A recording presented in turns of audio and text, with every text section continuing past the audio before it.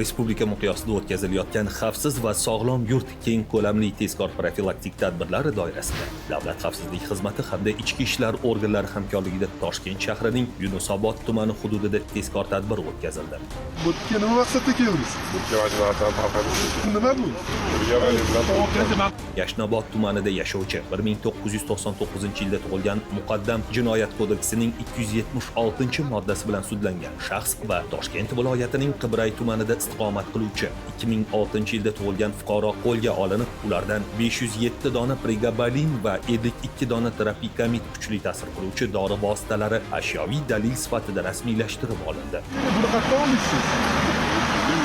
Uyda yana bormi? Shu moddalarni o'z ixtiyoringiz bilan xodimlarga topshirasizmi?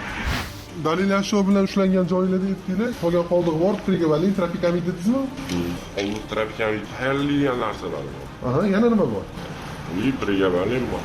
Shundan so'ng tezkor tadbir davom ettirilib, mazkur shaxslar tomonidan ijaraga olingan xonadon ham xolislar ishtirokida ko'zdan kechirildi. Natijada ular ushbu manzilda narkolaboratoriya tashkil etganliklari aniqlanib, 4 kilogramm 326 gramm kukun ko'rinishidagi pregabalin moddasi, 200 gramm terapikamid va kuchli ta'sir qiluvchi moddalarni tayyorlashda foydalaniladigan 71 kilogramm kimyoviy moddalar, shuningdek, ularni qadoqlash uchun flakon va kapsulalar hujjatlashtirib olindi.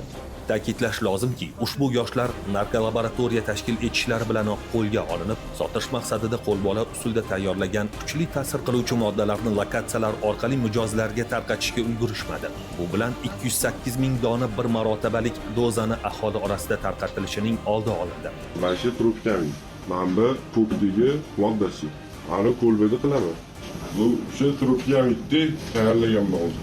Hozirda mazkur narko savdogar